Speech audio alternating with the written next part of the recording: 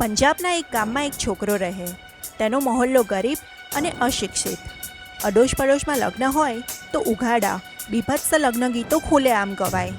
છોકરો જુએ કે આ સાંભળીને તો લોકો ખુશ થાય છે. મોટો થઈ તે એક સંગીત મંડળીમાં જોડાય છે. ગામે ગામ ફરતી આ મંડળીઓ હલકા શબ્દોવાળા ગીતો પીરસે ને જનતા ઝૂમી ઉઠે. ચમકીલાના નામે જાણીતો થયેલો આ કલાકાર દેશ વિદેશમાં ધૂમ મચાવે છે.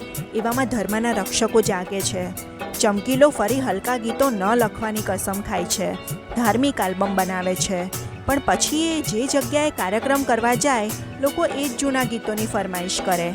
જનતા જનાર્દનને માન આપી ચમકીલો ફરી એ ગીત ગાય ને એક દિવસ બે ઉત્તમ કલાકાર જેની છાંટ હજુય પંજાબી સંગીત ઉપર છે તેવા ચમકીલા અને તેની પત્નીની છડે ચોક ગોળી મારી હત્યા કરવામાં આવે છે. અમરસિંહ ચમકીલા નેટફ્લિક્સ પર જોઈ શકાશે.